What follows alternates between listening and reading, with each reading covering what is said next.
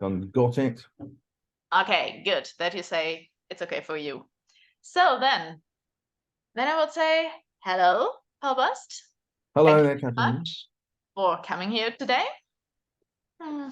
We were both members of the NFT Talents program.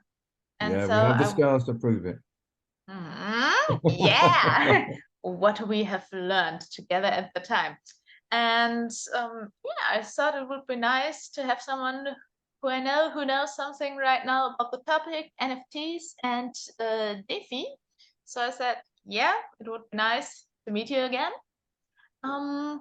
So at first, I would like to get a few backgrounds from you. Like at first, what you are doing as a job, only one or two sentences, something like that. And then the more important question is, how do you came to the Frankfurt school? So what was your goal to go to the NFT Talents program? So what's your basic in Web3 space? What's the background for coming here? Okay, just to sort of recap my history, I've spent 15 plus years in advertising in London and in Amsterdam, and I even visited Saudi Arabia and Berlin on these adventures. Yeah, that's Yeah, good. so yeah, we've been around a bit. We worked at some of the largest multinationals around, like BBH, TBWA, Iris, McCann's, so all the big network agencies. And yeah, I've always been interested in technology and where things are going. And I got into crypto, sort of, yeah, a friend introduced me to it, and then you sort of the learning curve starts moving forward. And there was a crypto canals meetup in Amsterdam. And one of the people I met, Michiel, was another German, and he was doing the So many DeFi, jobs. the Frankfurt School of DeFi talents, Mhm. and I was quite interested, and I applied, and well, actually, I applied for three of the courses to build my Oh, learning curve: Bitcoin talents, DeFi talents, and NFT talents, okay. just to see improve my chances. Mhm. And the first one that turned up was NFT talents, which is, yeah, happily completed. And now I'm on the DeFi talents course. Mhm. So Okay. How many assignments have you done in the DeFi course right now? we're now on the fourth Okay. assignment. So it's Okay. So that was the first attachment for coming to the Web3 space. That's correct. yes, as in to sort of, I thought it was time to learn more about it and try and get some qualifications in it, because just because you say you are knowledgeable doesn't mean you are knowledgeable. You sometimes need a little bit of proof. Okay, good. Thank you. My first question is, I mean, we have been together in the NFT Talents program, and what were, I would say, the first things which you have learned here at the program? But at first, please explain me the project, because the other people who are listening here, they don't know what we are talking about. Okay, I think my favorite project, because I created a character, Granny's Guide to the Mm-hmm. basic NFT space, and um, my favorite one was Granny's Guide to the failure of Granny's Guide to the failure of Porsche NFTs, um, and it was how to learn from the mistakes of Porsche, who Mm-hmm. basically they made some really fundamental steps in basically what they thought was a money grab, rather than building a community and starting at a low price to get people on board and build a community and engage with them. They just went for the money, where other brands like Lamborghini and um, Aston Martin and McLaren, they all picked something from some historical fact about them. So Lamborghini was started in 1963. So it was 1.9, no, yeah, 0.1963 ETH to buy a token to convert to their age. So Yeah. that was a starting point for that. So it's reasonable price to get in rather than a silly price, which was, I think for Porsche was about yeah, nearly, well, it was 911 because that's the most famous car, but Yeah. that worked out to be about 1,200 euros for a token, which is a bit Yeah. of a barrier of entry to Yeah, join the a little bit. community. Yeah. Mhm. So if it's trying to, yeah, get people engaged, yeah, it didn't really work. Mhm. Um, And oh, no, I please, was going please. to say I'm that, sorry. but also they made some other fundamental steps. Was they got sort of unknown digital artists, and they didn't work well with known operators that have lots of experience in the area. So that was another fundamental flaw. So didn't build a community, too high a price, picked the wrong blockchain, which was very expensive on gas fees. They had a kind of unknown artist, digital artist, and the work really wasn't very nice. As in, most people who like Porsches and expensive cars generally like the look of the metal, and their cars had flowers coming out of the bonnet, a tartan print. They were just ugly. Yeah. And that was Okay. another fundamental problem. As in, I like Porsche, but these, yeah, it was like Yeah. an ugly collection. So, yeah, they had, I think it was 1,700 the NFTs, and I think only, or was it 3,000? Yeah, 3,000 something NFTs, Ah, but only okay. 1,700 were minted. Yeah, that's not really much. That's right. No. Not really. Okay. Then, because I wanted to ask you something before, but you can explain it at this point right now. I would like to ask you what's the difference between the ERC 1155 and ERC 721? So please explain what is an NFT. So, I mean, that's a question NFT inside as well. stands for a non-fungible token. It's a digital asset, and that's what it'll probably be called in the future, not NFTs. Mm, And there's two token forms. When you mint a single token, you use ERC 721. mhm, But if you want to mint many tokens, you use ERC 1155. mhm. Hope that's a clear definition. I think yes. Could you say a bit more details from both of them? If you're saying for what can you use, for example, 1155, which use cases do you have? Um, Or if you happen to want to say you do a collection of NFTs, a bunch of drawings that you want to mint all in one go, you would use the token ERC ERC 1155 to mint as a batch all of these illustrations or pictures, whatever you've created, Mhm, to basically sell on to other people. mhm, Whereas the ERC 721, you can only do one item, one image, one artwork at a time. mhm. So Do it you costs have more in gas fees than doing a batch, which is like the 1155 version. yeah, yeah, of course. Do you have one NFT which you're saying that is one you really like and you would like to have, but it's so expensive, or something which you already bought where you can say that's really one of the ones you should have heard No, about? no, funnily enough, as in, this is the thing, as in, I'm still kind of a little bit skeptic of NFTs as artworks, but the NFT technology, I think, is amazing. You can do so many different things. Because when I came in, I went, these are just expensive little pictures that you put in your profile, Mhm. uh, and they cost thousands or hundreds of thousands of euros Mhm. in ETH.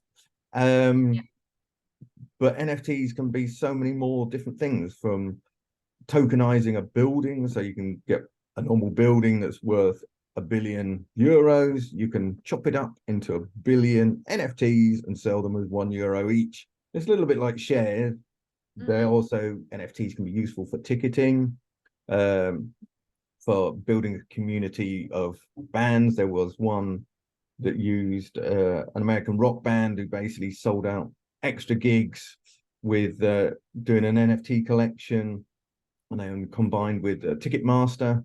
So people who bought the NFTs, the more you bought, the more exclusive, like backstage pass, or you saw the band beforehand, or you had signed artwork or albums.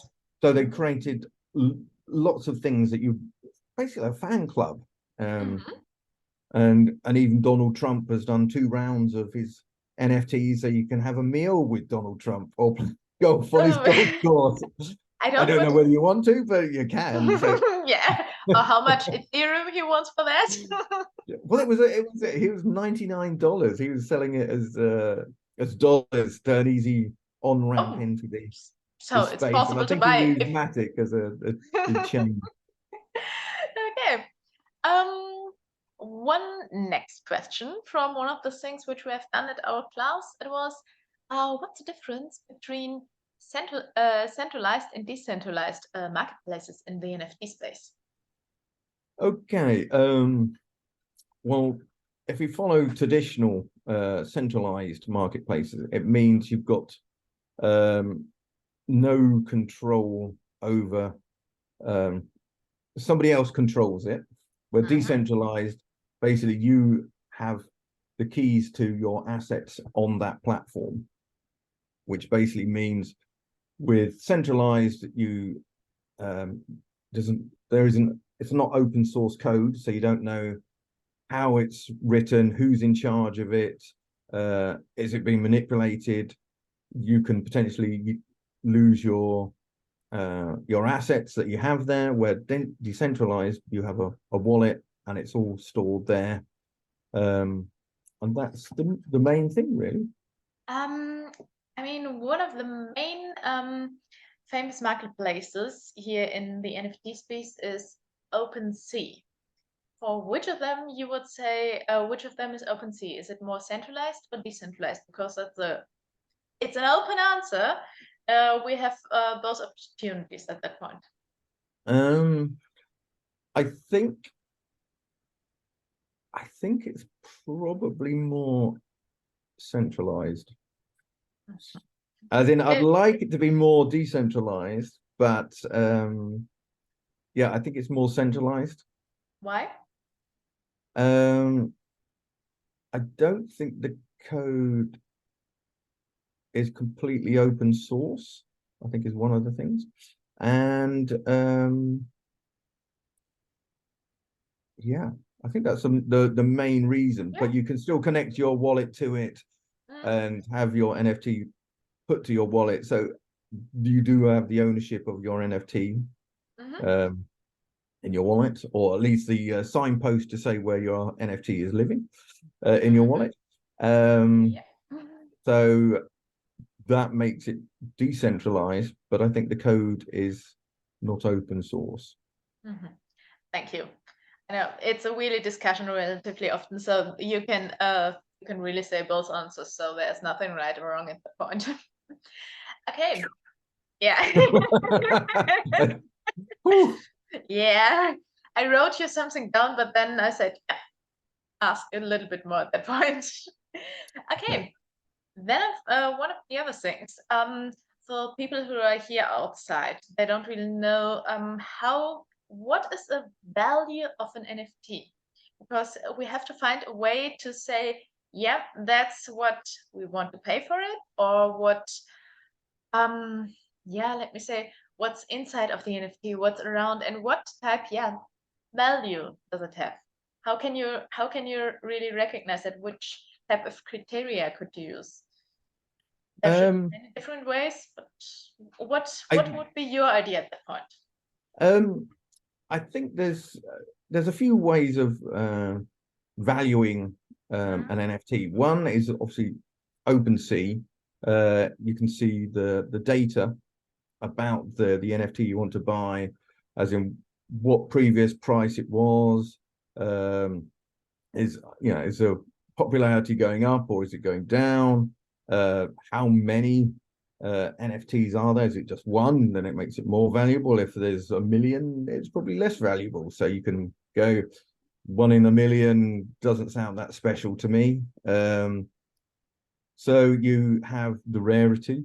You have meta info, which is basically the connection with somebody who's famous. So if it's like a famous artist doing it, it's already got more kudos, which adds to its value.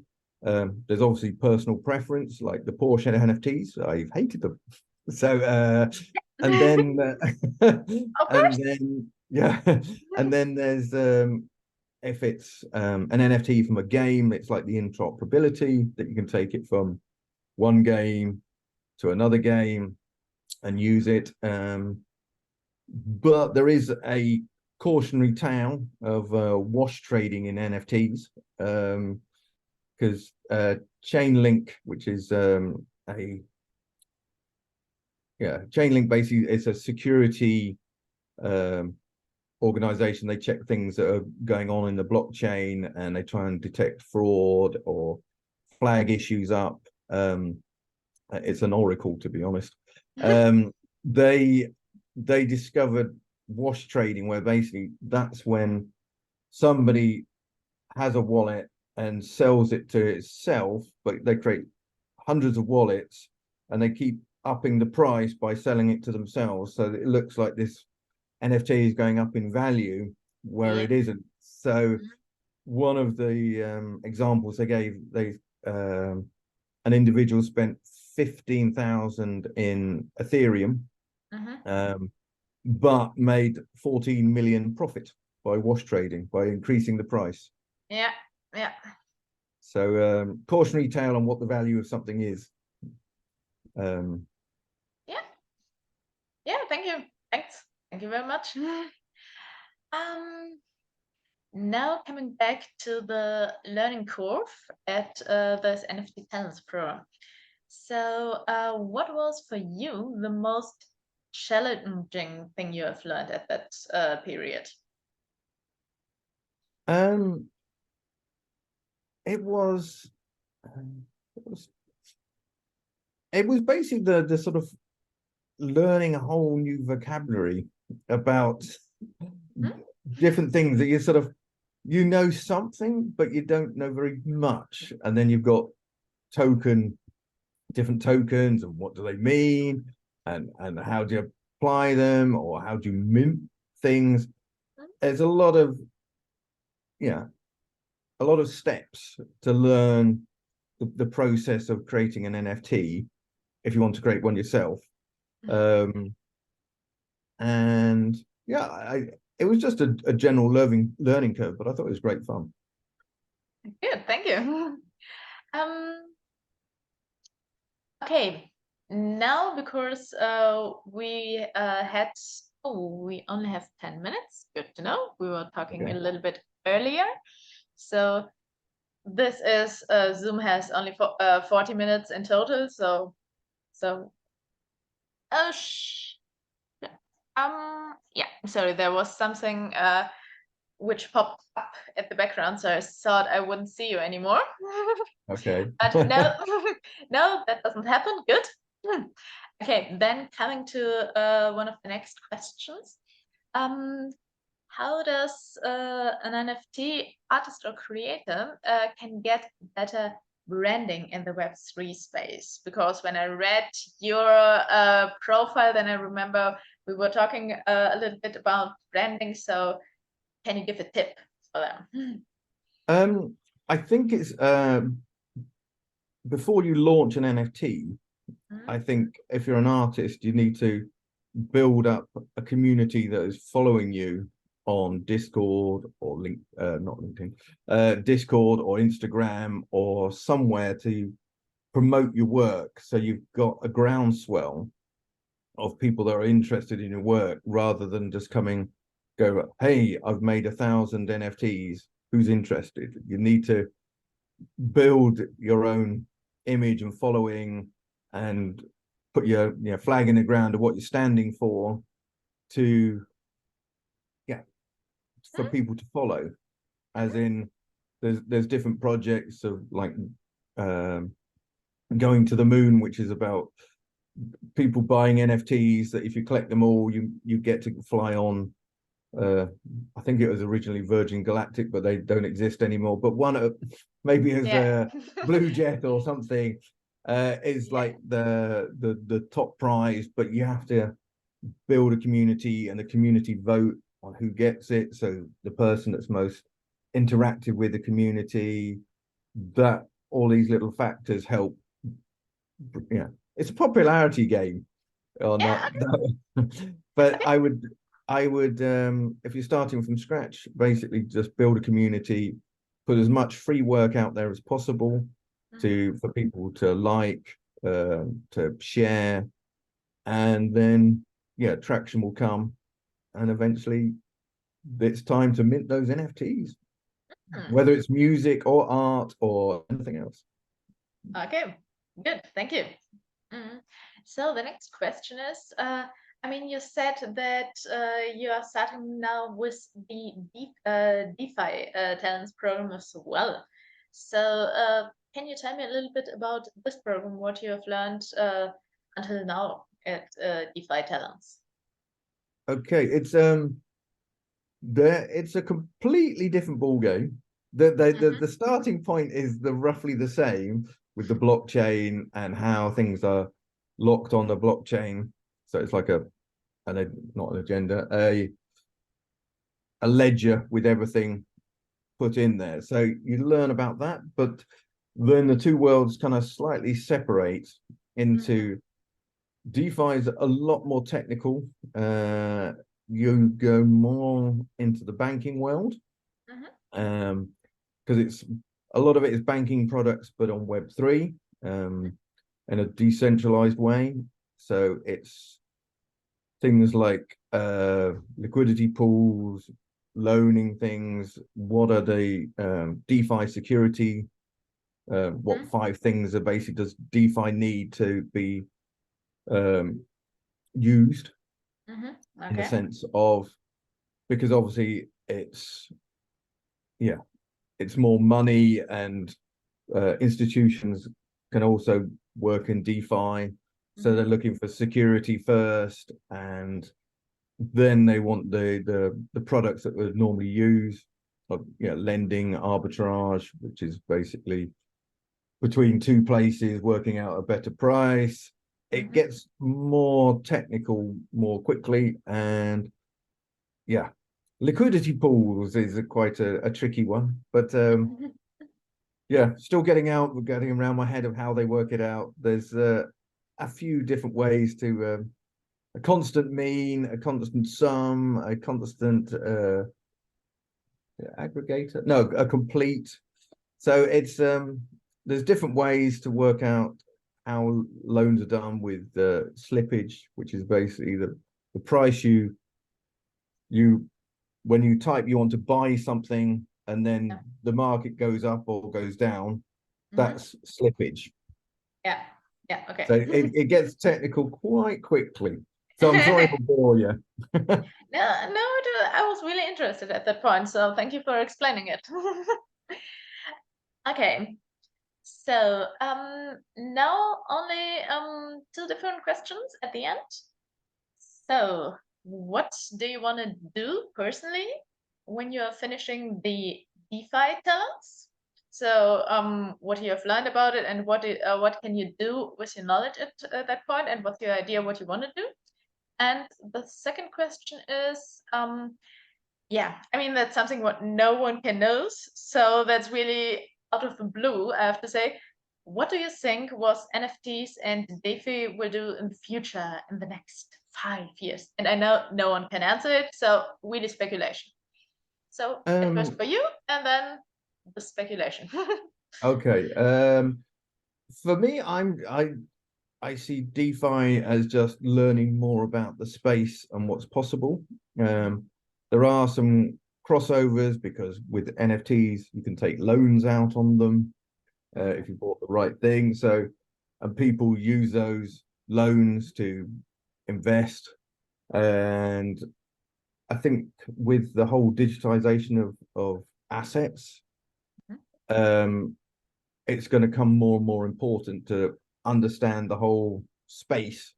Because I think that's a major thing that will probably happen by 2030 is the tokenization of assets in a big way, whether it's your mortgage, your car, other things that are, could be. It's basically creating everything into shares, and it makes it more liquid to basically buy, sell, trade with it.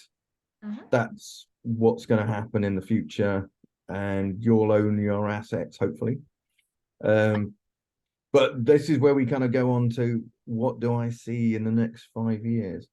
I think at the moment, MiCA, which is a European registration and regulation of the crypto space, at the moment they haven't touched NFTs, but I think within 5 years they will start touching NFTs or bring in regulations for NFTs. Because I think it's officially, I think they'll bring it in to stop fraud. But I think there might be more controlling things, but NFTs have a lot more uses in the wider world than DeFi. DeFi is in finance. I think as I said, there'll be a rush towards tokenizing assets. The cautionary part is if governments bring in their CBDCs, which is looking very, very likely, they will own the wallet and the keys to potentially your assets if your assets are tokenized and put on their blockchain, which is a bit of a concern because you don't own your own assets anymore. As a famous quote goes, not your keys, not your crypto. That's the thing to watch out for. And then in 5 years time, that'll be 2028. So 2028, 2029 will be the peak of Bitcoin. So hopefully if they follow the 4-year curve, it's going to be great. And I think cash will be on the way out. As in, I live in Holland, and it's harder and harder to pay with cash. So, and Nigeria they were the first country to bring in CBDCs, and they've banned most withdrawals or limited the amount of withdrawals. So I think